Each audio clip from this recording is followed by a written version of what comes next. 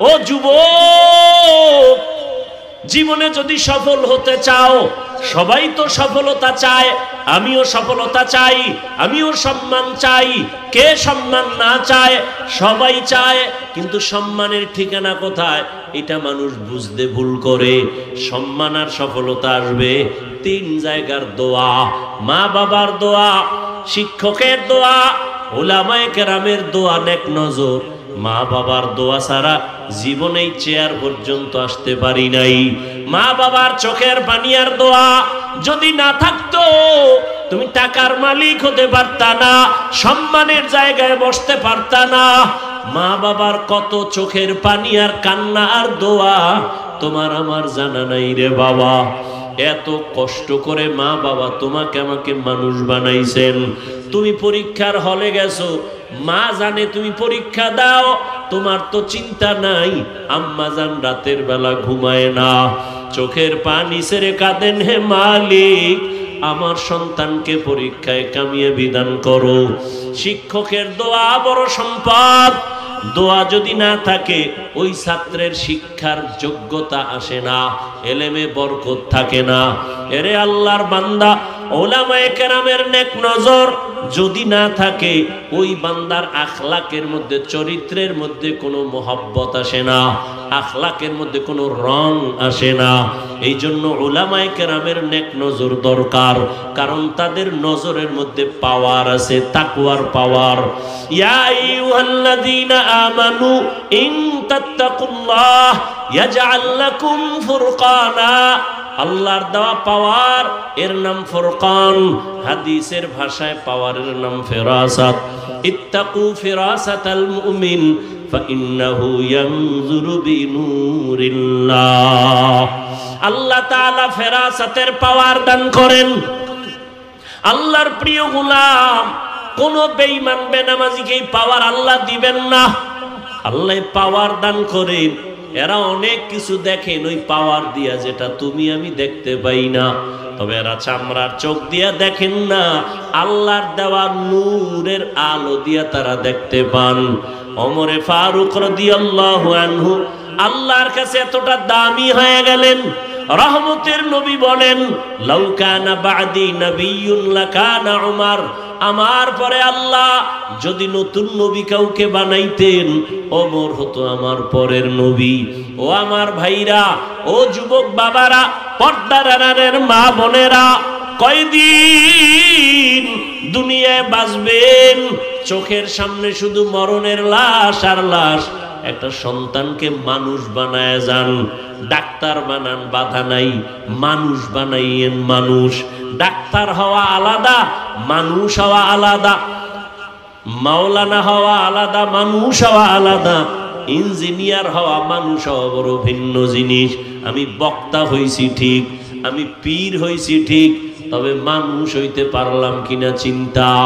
গর্বাসুরত আদমি ইনসাবুদে আহমদবু জাহলো হামেক সাবুদে। মানুষ হওয়া বড় কঠিন জিনিস। এজন্য সন্তানটারে ডাক্তার বানাবেন, ইঞ্জিনিয়ার বানাবেন, প্রফেসর বানাবেন, কোনো বাধা নাই। তবে দাবি খবরদার যেন সন্তান বেয়াদব না হয়। আপনার সন্তানের ব্যবহারে যেন আলেম কষ্ট না পায়, সন্তানের আচরণে মা বাবা কষ্ট না পায়, সন্তানের ব্যবহারে কখনো যেন শিক্ষক কষ্ট না পায়। ডাক্তার যদি হও যুবক, আদর্শমান আদবওয়ালা ডাক্তার হইও। হাটহাজারী আর চট্টগ্রাম না, কপাল যদি খুলে যায় ডাক্তার হইয়াও দেখবা সারা দেশের মধ্যে তোমার সম্মান। তবে এই সম্মানের জায়গা পেতে হলে মা বাবার দোয়া লাগবে, শিক্ষকের দোয়া লাগবে, আলেমদের দোয়া লাগবে, না হয় সম্ভব না। আর বেয়াদবি কইরা যদি ডাক্তার হও, তাসনিমার মতো জুতার বাড়ি খেয়ে জমিন থেকে পালাতে হবে। ইঞ্জিনিয়ার হও, সম্মানের ইঞ্জিনিয়ার, আদর্শবান। ও যুবক, বয়ান করি মুসলমান যায়, তাহলে সুদখোরের রং লাগায় নাই, বুঝতে হবে তাহলে ইসলামের স্বার্থে গেছে, দুনিয়ার স্বার্থে না। যদি সুদখোরের কাছে যাইয়া তার রঙে রঙিন হয়ে যায়, হুজুর তাহলে বোঝা গেল উদ্দেশ্য ভিন্ন। কিন্তু ওলামায়ে কেরাম তার অস্তিত্ব ঠিক রেখে যদি আওয়ামী লীগের কাছে যায়, বিএমপির কাছে যায়, যার কাছে যায়, বুঝতে হবে দিনের স্বার্থে। হাটহাজারীর হুজুর গেছেন দিনের স্বার্থে, আওয়ামী লীগ হতে যান নাই। বিএমপির কাছে গেছেন মুফতি আমিনী রহমতুল্লাহ আলাই, হাজারো আলেম দিনের স্বার্থে গেছেন, মাদ্রাসার স্বার্থে গেছেন, কোরআন হাদিসের অস্তিত্ব ঠিক রাখার জন্য গেছেন, বিএমপির গোলাম হতে যান নাই।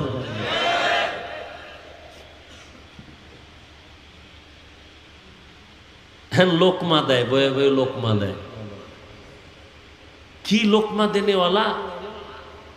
ইমাম সাহেব নামাজে দাঁড়াইছে, ভুল হইলে তো লোকমা দিবে, এটা সুন্নত। ইমাম সাহেব নামাজে দাঁড়াইলে ভুল হয় না? কথা বলেন না কেন? মাগরিবের নামাজে দাঁড়াইছে, মাইকে তেলাওয়াত শুরু করছে। মসজিদের পার্শ্বে তো বাহিরে চায়ের দোকান থাকে না, থাকে না? ওখানে কয়েকটা বেনামাজি থার্ড ক্লাসের বয়ে বয়ে বিড়ি টানে আর চা টানে, ওখানে নামাজ লাগে না, দিল এমনি পরিষ্কার। ইমাম সাহেব তেলাওয়াত শুরু করছে, জানালা দিয়ে বাহিরে আওয়াজ আসতেছে, আলহামদু পড়তেছে। হঠাৎ করে আল্লাহর কি কুদরত, আলহামদুর মধ্যেই ভুল হয়ে গেছে। তো চায়ের দোকানের ওই বেনামাজিটি শুনে ফেলাইছে। একটা আর একটা কয়, ইমাম সাহেব কইল কি? কত ভুল করছে, ভুল। কত লোকমা দাও। তো একটা কাপ ফালাইয়া জানালা দিয়ে তাকায় লোকমা দাও। ইমাম সাহেব, কামটা তো ঠিক হয় নাই। এটা লোকমা না বেয়াদবি? বলেন, এটা লোকমা না বেয়াদবি?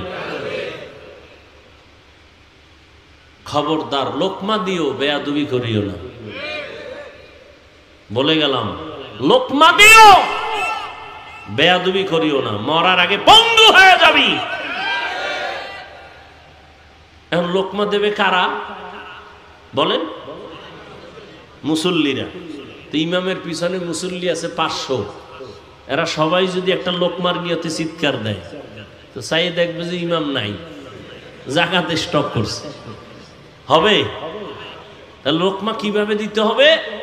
নিয়ম আছে না নাই? পেছনে একজন যোগ্য ব্যক্তি দাঁড়াবে। কার পিছনে? ইমামের পেছনে। যোগ্য ব্যক্তিকে সভাপতি, এলাকার বড় সুদখোর। কি না, তার সভাপতি বানাইছেন কেন? এলাকার বড় সুদখোর, সে যোগ্য, নাইলে মসজিদের সভাপতি বানাইছেন কেন? মসজিদের সেক্রেটারি কেন? এই জন্যই তো কই কপাল পড়ছে। শিয়ালের হাতে দিছে মুরগি আমানত 3 দিন। শিয়াল কয় দোয়াও চাই, মাফও চাই। এটা ফ্যাটের ভিতরে গিয়া কি মা হয়ে গেছে, আর ফেরত দেওয়া যাবে না। এ জাতির কপাল পুড়েছে। শিয়ালের হাতে মুরগি দিলে যা হয়, মসজিদ মাদ্রাসা ধর্মের চাবি সুদখোর বেনামাজি ঘুষখোরের হাতে দিলে তো তাই হবে, আর তাই হচ্ছে। দিছে কে? জিবরাইল। সুদখোর ঘুষখোরের হাতে মাদ্রাসা মসজিদের চাবি দিছে কে? ফেরেশতারা। কারা দিছে? কারা? আমরা কইতে লজ্জা লাগে, ভোটের আগে পায়খানা খাইছেন টাকার নামে, লজ্জা করে নাই? ওই ভোটের আগের রাত্রে টাকা না খাইয়া বাথরুমে গিয়া 10 গ্রাম পায়খানা খাইও, পরে বাজারে গিয়া হালাল সাবান দিয়ে কুলি কইর, গন্ধ শেষ। মোনাজাত দেয়, কবুল হয় না, হুজুরের দোষ। নিজে যে হারাম খাইছে আর কোনো দোষ নেই। কয় ভাই দাওয়াত কা? আলহামদুলিল্লাহ। কয় আপনার বাড়ি? কয় নাউজুবিল্লাহ। নিজের অপরাধের চিন্তা নাই, নিজে নামাজ পড়ে না, দোষ নাই, লোকমা দেয়। তো যোগ্য ব্যক্তি দাঁড়াবেন। কেমন যোগ্য? ইমামের নামাজের মাঝখানে যদি ঝামেলা হয়, ইমাম পেছনে যাবেন, বাকি নামাজটা পেছনের যোগ্য ব্যক্তি এসে কমপ্লিট করে দিবেন। এমন কি তেলাওয়াত চলতেছে, মাঝখানে হঠাৎ করে যদি এমন হয়ে যায় শব্দের উচ্চারণ যে অর্থ বিকৃত হয়ে গেছে, এটা বুঝার মতো ইলমওয়ালা পেছনে থেকে লোকমা দিবেন। এজন্য আমি সারা বাংলাদেশে বলি, অন্তত উলামায়ে কেরামদেরকে লোকমা দেনেওয়ালারা সাবধান। লোকমা দাও, কিন্তু বেয়াদবি করিও না। লোকমার নামে বেয়াদবি করলে কপাল পুড়ে যাবে, ভালো করে মনে রাখিও, রসুলের হাদিস শুনায় গেলাম, 3 জায়গায় বেয়াদবি করল, ওর কপাল শেষ। মরার পরে না আগে? আগেই। 1 নম্বরে কি? মা বাবা, 2 শিক্ষক, 3 ওলামায়ে কেরাম, মুরব্বী। শুধু ওলামা না, এলাকার মুরব্বী আছে, আলেম না, 5 ওয়াক্ত নামাজ পড়ে, ভালো মানুষ, তার সাথেও বেয়াদবি করে। কত রিক্সা চালায় মুরব্বী, তার সাথেও বেয়াদবি করে 5-10 টাকা নিয়ে। বরদোয়া হাত উঁচু করে করা লাগে না, দিল থেকে যখন কষ্ট হয় সেটাই বরদোয়া। আল্লাহ হেদায়েত দান করুন। লিকুল্লি শাইইন যিনাতুন ফিল ওয়ারা ওয়া যিনাতুল মারই তামামুল আদাবি। এত বয়ান চলতেছে, সুন্দর বয়ান, আপনারাও কম জানেন না। মাইকলে টান দিলে আপনারটাও সুন্দর বয়ান হবে, কণ্ঠও খারাপ না, কিন্তু আমলের খাতা শূন্য কেন? একমাত্র কারণ আল্লাহর আযাবের ভয় অন্তরে নাই। এ কারণে চোখের মধ্যে পানি নাই, মোনাজাতে কান্না নাই, দিলের মধ্যে অন্যের প্রতি কোনো দরদ নাই। একজনকে আমি হেফাজত করব, কিন্তু না, আমি একজনকে মানুষের সামনে লজ্জা দিতে পারলে বড় আনন্দ লাগে। এজন্য আল্লাহ পাক বলেন, ও মুমিন, আমি 5টা জিনিসের মাধ্যমে তোমাদের পরীক্ষা করব। 1 নাম্বার জিনিস হলো ভয়, দ্বিতীয় হলো ক্ষুধা। ভয় মানে 4 মাযহাবের 4 ইমাম, এর মধ্যে একজন ইমাম শাফিঈ রাহমাতুল্লাহি আলাইহি বলেন, এখানে ভয় মানে হলো আল্লাহর পক্ষ থেকে ভয়। আল্লাহর পক্ষ থেকে ভয় হলো জাহান্নামের আযাব। যেই ভয়টা আল্লাহ আমার নবীকেও দিলেন, ইয়া আইয়ুহান নাবিয়্যুত্তাকিল্লাহ ওয়া লা তুতি'ল কাফিরিনা ওয়াল মুনাফিকিন। ও নবী, আপনি আমাকে ভয় করেন, কাফের মুনাফিকের অনুসরণ করবেন না। আর একটা ভয় হলো বেঈমানের পক্ষ থেকে ভয়। ফিলিস্তিনের জমিনের ভেতরে ইসরায়েলি কুকুরদের ভয়, ওরা বলে আল্লাহকে মানলে তোমাদেরকে মেরে ফেলা হবে। এই ভয়কে জয় করবে আল্লাহর মোহাব্বতের বান্দা, জীবনকে বিসর্জন দিয়া দিবে। হাজারো প্রতিকূলতা আসবে, আল্লাহর ভয় আসলটা অন্তরে যখন রাখবে, তখন দুনিয়ার ভয় তার সামনে কিছুই না। এরে নবীর আশিক, আজকে মুসলমানের উপরে এত বিপদ। বাংলাদেশের মুসলমান আমরা মায়ের কোলে আছি, মনে করি আমগো বিপদ নাই। না, কি বিপদ নাই তার নিশ্চয়তা কি আছে? মাদ্রাসা বেশি, আলেম ওলামা বেশি। আরে ভাই, এর থেকে তো ভারতের মধ্যে মাদ্রাসা আরো বেশি ছিল, আলেম ওলামা অনেক ছিল। হাজার হাজার মাদ্রাসা ধ্বংস করে দিল, হাজারো হাজারো আলেম ফাঁসির মধ্যে ঝুলাইয়া গাছে টানাইলো ব্রিটিশ বেঈমানেরা। স্পেনের জমিন 800 বছর পর্যন্ত মুসলমান শাসন করলো। যেই স্পেনের মধ্যে 30 খণ্ড তাফসির লেখা হলো, তাফসিরে কুরতুবী। আজকে স্পেনের মধ্যে আজানের ধ্বনি নাই, সব ধ্বংস হয়ে গেল।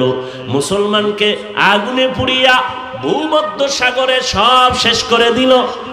ইহুদি বেঈমানরা মিছিল করলো, আনন্দ মিছিল। ওই দিনটা ছিল এপ্রিলের 1ম তারিখ, 1 এপ্রিল। 1 এপ্রিল মুসলমানের কান্নার দিন, বেঈমান ইহুদিদের আনন্দের দিন। কিন্তু মুসলমান বুঝে না, এপ্রিল ফুল পালন করতে গিয়া মুসলমানেরাও আনন্দ করে লাফায়। অথচ মুসলমানের এক ক্লান্তের দিন, বেঈমান কর্তৃক অত্যাচার নিপীড়ন মুসলমানের উপরে, স্পেনের জমিন ধ্বংস যেদিন শুরু হয় 1 এপ্রিল। এই জন্য বেঈমানরা এপ্রিল ফুল পালন করে। মুসলমানের ইতিহাসও জানা নাই, জানবে দূরের কথা। হিন্দু আইসাই বাংলাদেশে ইসলামের বিরুদ্ধে আন্দোলনের ডাক দেয় নাই, ইহুদি দেয় নাই। এ দেশে ইসলামের 12টা বাজানেওয়ালা মুনাফিকই যথেষ্ট। আমি যে কথাগুলো বললাম, এই বয়ানটা মসজিদের খতিব সাহেব আগামী জুমায় করক। মুসলমান কমিটির কয়েকজন বলবে, হুজুর আপনি বাড়িতে বেড়ায় 6 মাস। কথা ঠিক? কারণ ওই শিয়ালের হাতে মুরগি,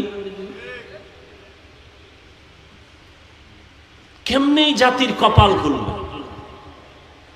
এজন্য রহমতের নবী বলেন, মুসিবতের পরীক্ষায় পাশ করো,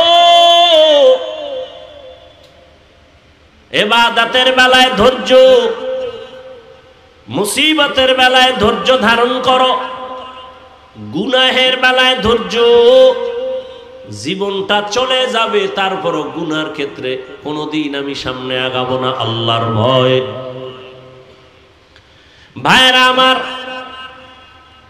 ওমরে ফারুক রাদিয়াল্লাহু তাআলা আনহু রহমতের নবীকে জবাই করার জন্য তরবারি নিয়ে দৌড়ায়। আল্লাহর হুকুম, সে ওমর আমার নবীর চেহারা দেখে কালেমাওয়ালা হয়ে গেল। আল্লাহ তাকে এমন ভাবে কবুল করেছেন, ওমর এখন যেই পথ দিয়া চলে শয়তান ওই পথে চলে না, ভয়। যুবক মদের বোতল নিয়ে হাঁটে, হঠাৎ করে তাকায় দেখে ওমর আসতেছে, ভয়, ফালায়াও দিতে পারে না। আল্লাহর কাছে মনে মনে তওবা করছে। ওমর এসে সামনে দাঁড়ায়, কয় বোতলটা দে। যুবক কাঁপতেছে। কেন কাঁপে? বলে ওমরের মেজাজ এমন যে কথার আগে তরবারি রেডি। যুবক কাঁপতে কাঁপতে বোতলটা দিল। ওমরে ফারুক রাদিয়াল্লাহু আনহু বোতলটা নিয়ে দেখে বোতলের ভেতরে এক ফোঁটা মদও নাই, পুরা বোতলটা সাদা দুধে ভরা। হরকে দারত খৌফে হক দরদিল মাদাম, জান্নাতুল মাওয়া দেহাত উরা মাকাম। এক নাম্বার আল্লাহর ভয়ের পরীক্ষা চলবে। ওমরে ফারুক রাদিয়াল্লাহু আনহু দিনের বেলা বিচার করেন, রাতের বেলা মানুষের বাড়ি যায় ঘুরেন। ঘুরতে ঘুরতে দেখে একটা বাগানের মধ্যে আগুন জ্বলে। আরো সামনে আগাইলেন, বিয়ে দেখেন ভেতরে মহিলাদের কণ্ঠের আওয়াজ। ওমর দূরত্ব বজায় রেখে চুপ করে দাঁড়ালেন। ওমর এখানে আছে কেউ জানে না। শুনে মহিলারা কথা কয়। এক মা তার কন্যাকে বলে, ও আমার মেয়ে, আগামীকাল বাজারে দুধ বিক্রি করতে নিবা, গাভীর দুধ, পানি বেশি দিও। মেয়ে ডাক দিয়ে কয়, মা খবরদার, আর একবারও বলবা না, ওমর যদি শুনে কল্লা ফেলে দিবে। মা বলে, ওমর তো দেখবে না। ওমর কই? ওমর কোথায়? ঘরের পাশে দাঁড়ানো। মেয়ে ডাক দিয়ে কয়, ওমর তো দেখবে না। আর মা বলে, ওমর দেখবে না। মেয়ে বলতেছে, মা ওমর যদিও দেখবে না, তবে আমার আল্লাহ আমারে তো দেখবে। ইয়া ইলাহি মুঝসে মুঝকো দূর কর, তাকে দেখো মুঝ মে তুঝকো এক নজর। ইয়া ইলাহি তু মেরা মাবুদ হ্যায়, या इलाही तू मेरा माशूक है।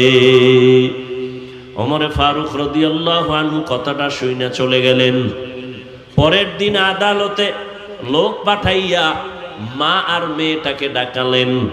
ডাকানোর পরে তারা ভয়, মনে হয় ওমর ডাকছে মানে ফাঁসি হয়ে যাবে। সম্মানের সাথে মেহমানদারি আপ্যায়ন করালেন। ওমর মোহাব্বতের আওয়াজ দিয়া বললেন, মা ধন্য আপনার কপাল, এমন একটা মেয়ে আপনি ঘরে পাইছেন যার আপাদমস্তক শুধু আল্লাহর ভয় ঢুকানো, তাকওয়ার ফাউন্ডেশন তার ভেতরে, আল্লাহর ভয়। আপনি ধন্য মা, আজকে আপনাকে একটা পুরস্কার দেওয়ার জন্য ডাকছি। মা বড় খুশি। খলিফাতুল মুসলিমিন আমাকে পুরস্কার দিবেন। কি পুরস্কার দিতে চান? ওমরে ফারুক বলেন, আপনি যদি খুশি হন আর রাজি হন, আপনার ওই কন্যাটা, মেয়েটা আমি ওমরের ছেলের বিবাহের বন্ধনে নিতে চাই। মা বড় আনন্দিত হয়ে গেলেন। আলহামদুলিল্লাহ, আমি রাজি। ওমর এই আল্লাহর বান্দি মেয়েটাকে তার ছেলের সাথে বিবাহের বন্ধনে নিয়ে আসলেন। আর এই মেয়েটা এমন ধন্য, এমন চাঁদের আলো, এর গর্ভ ধারায় আর এক চাঁদের আলো জমিনে আসছে। ওমর ইবনে আব্দুল আজিজ রহমাতুল্লাহ আলাইহি। এই জন্যই বললাম, ও যুবক, জীবনে যদি সফল হতে চাও, সবাই তো সফলতা চায়, আমিও সফলতা চাই, আমিও সম্মান চাই। কে সম্মান না চায়? সবাই চায়, কিন্তু সম্মানের ঠিকানা কোথায় এটা মানুষ বুঝতে ভুল করে। সম্মান আর সফলতা আসবে তিন জায়গার দোয়া: মা বাবার দোয়া, শিক্ষকের দোয়া, উলামায়ে কেরামের দোয়া, নেক নজর। মা বাবার দোয়া ছাড়া জীবনেই চেয়ার পর্যন্ত আসতে পারি নাই। মা বাবার চোখের পানির দোয়া যদি না থাকতো, তুমি টাকার মালিক হতে পারতা না, সম্মানের জায়গায় বসতে পারতা না। মা বাবার কত চোখের পানি আর কান্না আর দোয়া তোমার আমার জানা নাই রে বাবা। এত কষ্ট করে মা বাবা তোমাকে আমাকে মানুষ বানাইছেন।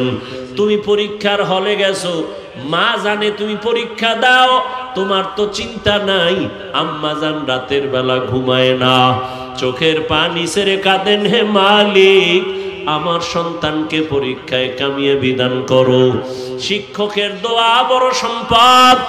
দোয়া যদি না থাকে, ওই ছাত্রের শিক্ষার যোগ্যতা আসে না, এলেমে বরকত থাকে না।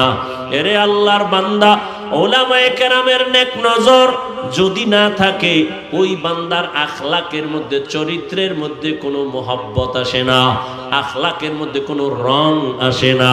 এই জন্য উলামায়ে কেরামের নেক নজর দরকার, কারণ তাদের নজরের মধ্যে পাওয়ার আছে, তাকওয়ার পাওয়ার। ইয়া আইয়ুহাল্লাযীনা আমানু ইন তাত্তাকুল্লাহ ইয়াজআল লাকুম ফুরকানা। আল্লাহর দেওয়া পাওয়ার, এর নাম ফুরকান। হাদিসের ভাষায় পাওয়ারের নাম ফিরাসাত। ইত্তাকু ফিরাসাতাল মুমিন ফাইন্নাহু ইয়ানজুরু বিনুরিল্লাহ। আল্লাহ তাআলা ফিরাসাতের পাওয়ার দান করেন। আল্লাহর প্রিয় গোলাম, কোন বেঈমান বেনামাজিকে এই পাওয়ার আল্লাহ দিবেন না।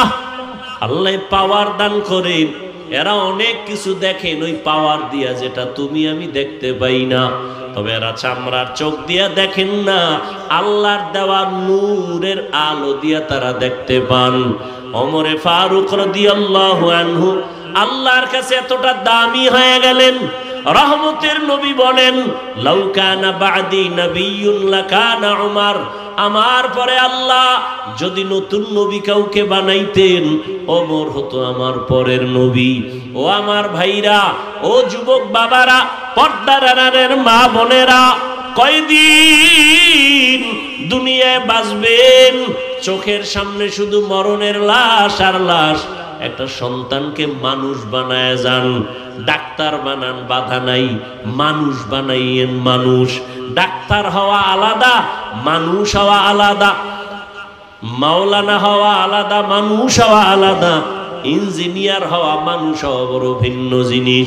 আমি বক্তা হইছি ঠিক, আমি পীর হইছি ঠিক, তবে মানুষ হইতে পারলাম কিনা চিন্তা। গর্বাসুরত আদমি ইনসাবুদে আহমদবু জাহলো হামেক সাবুদে। মানুষ হওয়া বড় কঠিন জিনিস।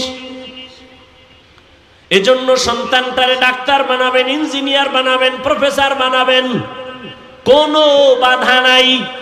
তবে দাবি খবরদার যেন সন্তান বেয়াদব না হয়। আপনার সন্তানের ব্যবহারে যেন আলেম কষ্ট না পায়, সন্তানের আচরণে মা বাবা কষ্ট না পায়, সন্তানের ব্যবহারে কখনো যেন শিক্ষক কষ্ট না পায়। ডাক্তার যদি হও যুবক, আদর্শমান আদবওয়ালা ডাক্তার হইও। হাটহাজারী আর চট্টগ্রাম না, কপাল যদি খুলে যায় ডাক্তার হইয়াও দেখবা সারা দেশের মধ্যে তোমার সম্মান। তবে এই সম্মানের জায়গা পেতে হলে মা বাবার দোয়া লাগবে, শিক্ষকের দোয়া লাগবে, আলেমদের দোয়া লাগবে, না হয় সম্ভব না। আর বেয়াদবি কইরা যদি ডাক্তার হও, তাসনিমার মতো জুতার বাড়ি খেয়ে জমিন থেকে পালাতে হবে। ইঞ্জিনিয়ার হও, সম্মানের ইঞ্জিনিয়ার, আদর্শবান।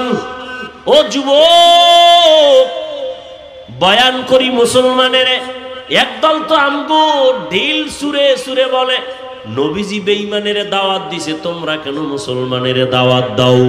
কত কথা, কথা তো আমারও এইটা, আপনাদের কেন বয়ান করব? আজকে তো হিন্দুদের বয়ান করলে ভালো হইতো, ইহুদিদের বয়ান করব। চট্টগ্রামের পাহাড়ি অঞ্চলে খ্রিস্টান মিশনারিরা কতই না ঝামেলা করতেছে, ওখানে বয়ান করা দরকার। পঞ্চগড় অঞ্চলে গিয়া কাদিয়ানি বানাচ্ছে, ওখানে বয়ান করা দরকার। কিন্তু টাইম কই? ফজরের পরে বয়ান, জোহরের পরে বয়ান, আসরের পরে বয়ান। ওই যে পরশুদিন না আগের দিন বৈরী আবহাওয়া, বৃষ্টি, বিবারিয়ার প্রোগ্রামে যেতে পারি নাই, যাইতে পারি নাই। রেডি 10টা থেকে, হেলিকপ্টারে নিবে, পাগল হয়ে গেছে আবেগ, যেতে পারি নাই। হেলিকপ্টারে যেতে হবে, এত টাকার বাহাদুরি, যাইতেই হবে। কিন্তু মাওলায় যদি কবুল না করে কেমনে যাব? সবাই দেখতেছে, এরপরও মানুষ যেতে পারি নাই। বললাম একটা আলাদা প্রোগ্রাম গাড়িতে গিয়ে চেষ্টা করব দেওয়ার, না উল্টা পাল্টা। আমি মাদ্রাসায় ব্যস্ত, বিভিন্ন কাজ, বর্তমান বছরের শুরু, ছাত্রদের নিয়ে ঝামেলা। একটা ছাত্র উল্টা পাল্টা করছে, নিয়ে ঝগড়া করতেছি, ফট করে মোবাইল সামনে এনে দিছে। কোথায় মোবাইল, কার সাথে কথা বলবো, চিনি না কার সাথে। আমি আছি এক ব্যস্ততায়, মেজাজ গরম। ওদিকে বৃহস্পতিবার আমি রোজা রাখি, রোজা অবস্থায় ছাত্র উল্টা পাল্টা ধমকাইতেছি, এর মধ্যে মোবাইল কোথায় ধরছে, মাইকে না কোথায় তাও জানি না। আমার দরকার আছে, এত বড় একজন আল্লাহর বান্দা, কি জানি নাম, বিবারিয়ার একজন খুব বুজুর্গ মানুষ, জীবনে কারোর সাথে বেয়াদবি করলাম না, আর তুমি মনে করো চিনি না, জানি না, বুঝলাম না, ফট করে মাইকে দিয়া দিলা। আর কি বললাম না বললাম আল্লাহ ভালো জানেন, না জেনে না বুঝে এটা আবার মাইকে তুমি প্রচার করো, আর বলো আমি বেয়াদবি করেছি। আল্লাহ হেদায়াত দান করো। আরো জোরে বলেন। আর মিডিয়াওয়ালারাও পাইছে, মানে মাঝে মাঝে এত কষ্ট লাগে। তাহলে আমরা বেদাতীদেরকে গালি দেই কেন? আহলে বাতিলদেরকে গালি দেই কেন? জামাতি ইসলামীর লোকদের বিরুদ্ধে অনেক কথা বলা হয় কেন? কই তারা তো তাদের আপনজন নিয়ে মাঠে ময়দানে কাদা ছড়াছড়ি করে না। আমাদের কওমের মধ্যে এই দুর্বলতা কেন? আমার মনে পড়ছে চট্টগ্রামের খতিবে আজম সিদ্দিক আহমদ রহমতুল্লাহ আলাইহির কথা। আমার এক ওস্তাদ মুহতারাম বলছিলেন, খতিবে আজম রহমতুল্লাহ আলাইহি নাকি এক সময় বলছিলেন, আফসোস করে দেশের আলিয়া মাদ্রাসাগুলো পূর্ণ শিবিরে আর কওমি মাদ্রাসা পূর্ণ কিবিরে, অহংকারে। না হয় ভুল একজনে করেই ফেললো, এটাকে সরাসরি করার দ্বারা ইসলামের লাভ কি? একজন আলেমের বিরুদ্ধে উম্মতকে বিভ্রান্ত করে দিলে ইসলামের উপকার কি? কেন এগুলো আমাদের মাঝে বুঝেও না, পাইছে আর দিয়ে দিছে। খুশি কি? ওই রাতের ঘুম তার আরামে হবে একজনকে বেইজ্জতি করতে পারলে। আল্লাহ হেদায়াত দান করুন, আল্লাহ হেদায়াত দান করুন, আল্লাহ আমাকে হেদায়াত দান করুন। আমার এলেম নাই, আমল নাই, চলি আল্লাহওয়ালাদের নেক নজর, মা বাবার দোয়া। আমি বেয়াদবি করব কেন? আমার দুনিয়াতে আসা থেকে আজ পর্যন্ত কোনো বেয়াদবির ইতিহাস নাই, চিনি আর না চিনি না, আমি কোন মুভমেন্টে ছিলাম, কি অবস্থায় ছিলাম খবর নাই। আল্লাহ হেদায়াত দান করুন। তো যে কথা বলতেছিলাম, এত কষ্ট কষ্ট গাধার মতো দৌড়াচ্ছি, এরপরও ফলাফল দুর্বল কেন? আপনারাও মুসলমান, আমিও মুসলমান, তাহলে আপনার আমার আল্লাহ এক, নবী এক, কোরআন এক, কাবা এক, ধর্ম এক, কালেমা এক, আশা এক, যাওয়া এক, কাফন এক, কালার এক, কবর এক, প্রশ্ন এক। আপনাকে বয়ান করব কেন? অথচ দুঃখ, আমি টুপি খুলতে চাই না। আপনি কেমন মুসলমান যে টুপি দিতে চান না, লজ্জা পান? আমি দাড়ি কাটলে লজ্জা পাই, আর আপনি কেমন মুসলমান দাড়ি রাখতে লজ্জা পান? আমিও মুসলমান, আপনিও মুসলমান। আমি পর্দা না করলে লজ্জা লাগে, আপনি পর্দা করতে গেলে লজ্জা পান। আমি মসজিদে না ঢুকলে লজ্জা পাই, আপনি ঢুকতে গেলে লজ্জা পান। বুঝি না আমরা কি ভুলে আছি নাকি আপনারা ভুলে আছেন? কেন আলেম ওলামাদের বয়ান কাজে লাগান না?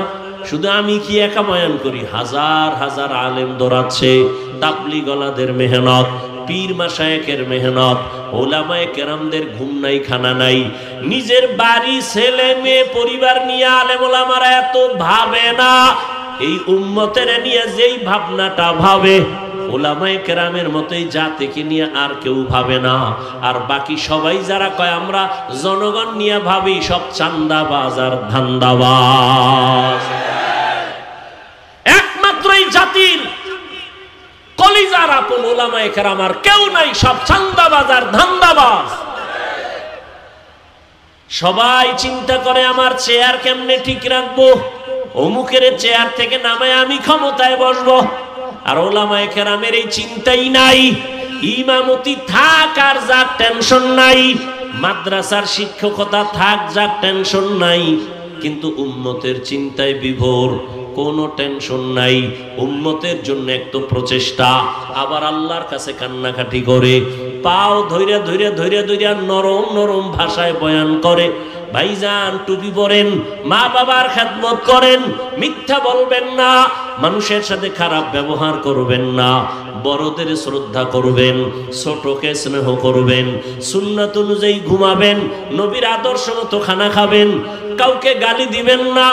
এইভাবে তাবলীগওয়ালারা, এভাবে পীর সাহেবরা এত কলিজা দিয়া বুঝায়, এরপর আমরা বক্তারাও বুঝাই, ফলাফল জিরো কেন? একমাত্র কারণ আল্লাহর আযাবের ভয় অন্তরে নাই। আল্লাহর কসম, আল্লাহর ভয় অন্তরে যতদিন আসবে না, ততদিন কোনো বয়ান আমলে আসবে না। আর আল্লাহর ভয়টাও কোনোদিন অন্তরে আসবে না যতদিন পর্যন্ত মানুষটা আল্লাহওয়ালার নজর লাগাবে না। আল্লাহওয়ালাদের নজরের দ্বারা তাকওয়া অন্তরে জমা হবে। এখন যারা আল্লাহওয়ালা মানেই না, বড় বড় মোস লাম্বা কইরা চাপাবাজি করে আর বলে আমরা পীর মানি না, ওলিয়া উলিয়া মানি না, আমাকে কেউ মানাই লাগে না। আমি সারা বাংলাদেশে বলছি, যারা বলে আমরা ওলিয়া উলিয়া মানি না, কোন মুরব্বি মানি না, আহলুল্লাহ মানি না, এরা কোরআন মানে না, বুখারী মানে না, এরা ভণ্ড। এদের যারা ভণ্ড বলবে না তারাও ভণ্ড। এদের অন্তরে কোনোদিন তাকওয়া আসবে না, সম্ভবই না। তাকওয়া আসার পথই হলো আল্লাহওয়ালাদের নেক নজর লাগাও। একটু আগেই বলছি, আল্লাহর ওলি যারা, তাদের নজরের মধ্যে পাওয়ার আছে, তাকওয়ার পাওয়ার। ও দিয়া তাকাইলেই অন্তরের মধ্যে ভয় আসে।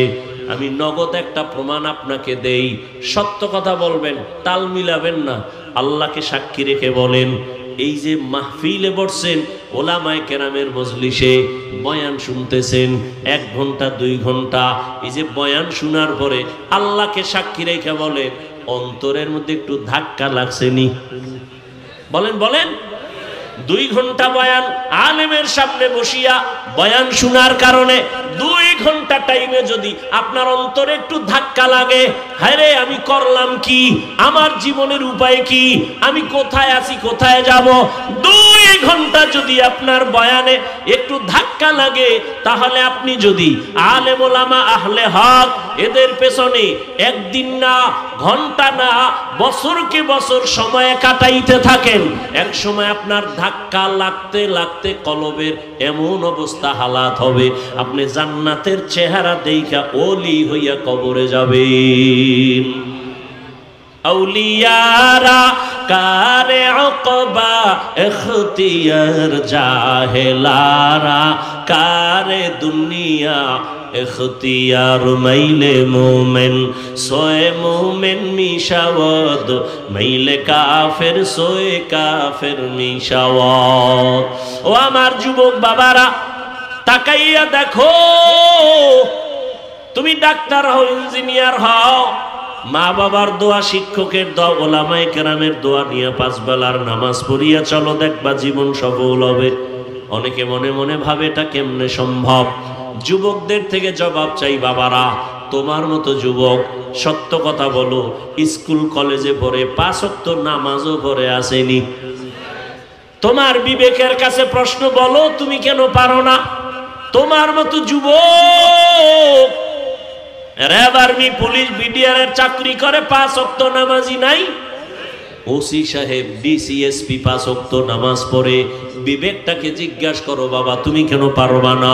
রাস্তায় গাড়ি চালায় যুবক, ড্রাইভার নামাজ বাদ দেয় না, বলো তুমি কেন পারবা না? কৃষি কাজ করে তোমার মতো জেনারেল লাইনের যুবক, শ্রমিকের কাজ করে, ব্যবসা করে, নদীর মধ্যে মাছ ধরে, নামাজ বাদ দেয় না, বলো তুমি কেন পারবা না? আসলেই তোমার কপালে না জানি কারো বরদোয়া লাগছে, আল্লাহ বুঝি গুনার কারণে বেজার হয়ে গেছে। না হয় তোমার মতো যুবক স্কুলে পড়ে নামাজ পড়ে, তুমি কেন পারবা না? তোমার উপরে বুঝি মা বাবা বেজার, না হয় কোনো আলেমের অন্তরে কষ্ট দিছো, না হয় কোনো শিক্ষকের অন্তরে বুঝি কষ্ট দিয়া বরদোয়া নিছো। এখনো সময় আছে, তওবা করো। ও পর্দার আড়ালের আম্মা জানেরা, বোনেরা, আপনারা কত ধন্য মা, আপনারা আলেমের মায়ের মতো মা, হাফেজে কোরআনের মায়ের মতো দামি মা, আপনারা তো নবীদের মায়ের মতোই, আপনারা তো খাদিজা রাদিয়াল্লাহু আনহার মতো নারী, ফাতেমা রাদিয়াল্লাহু আনহার মতো নারী, আয়েশা রাদিয়াল্লাহু আনহার মতো নারী। আপনার মতো কত মা এখনো আছে অঞ্চলে 5 ওয়াক্ত নামাজ পড়ে, মোবাইলে সময় নষ্ট করে না, স্বামীর মাল হেফাজত করে, খেয়ানত করে না, নামাজ পড়ে 5 বেলার। আম্মা জানেরা, আপনারা কেন পারবেন না? 5 ওয়াক্ত নামাজ পড়বেন, স্বামীর মাল হেফাজত করবেন, মোবাইলে সময় নষ্ট করবেন না, সন্তানটাকে আদর্শওয়ালা ডাক্তার বানাবেন, কোরআন পড়াবেন, সন্তানটাকে নামাজি বানাবেন, ডাক্তার হইয়াও তেলাওয়াত করবে, মা বাবার জন্য দোয়া করবে, সবাই তার জন্য দোয়া করবে। এরে আম্মা জান, এখনো সময় আছে, তওবা করেন। বৃদ্ধ বাবাজি, আপনার মতো কত বুড়া মানুষ মসজিদে গিয়া 5 ওয়াক্ত নামাজ পড়ে, আপনি কেন পারবেন না? এখনো সময় আছে, তওবা করে নেন। মনে মনে আমার আল্লাহকে বলেন, হে আল্লাহ, জীবনে তো গুনাহ কম করি নাই, আমার গুনার খবর আমার মা বাবা আপনজনেরা জানে না, আমার গুনার কারণে আমার হাত না পাক, আমার চোখ না পাক, জিহ্বা না পাক, অন্তর না পাক। ও আল্লাহ, কত নামাজ ছেড়ে দিলাম, মনে চাইছে দাড়ি কাটবো, কেটে ফেলেছি, মনে চাইছে পার্কে যাব, দৌড়ায় গেছি, নামাজ আজান শুনিয়াও পড়ি নাই। আর কত, মরণ তো একদিন হবেই। আজকে থেকে তওবা করে নিলাম, যেখানে থাকি যেইভাবেই থাকি, আর নামাজ ছাড়বো না, দাড়ি আর কাটবো না, বেপরদায় চলবো না।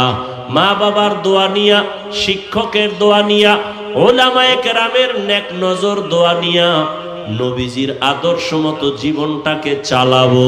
তওবা করার মতো যদি নিয়ত হয়, মুনাফিকি যদি কারো অন্তরে না থাকে, আল্লাহর ভয় অন্তরে নিয়া খাঁটি তওবার নিয়ত যাদের আছে, দুটো হাত আমার আল্লাহকে দেখায় দেই।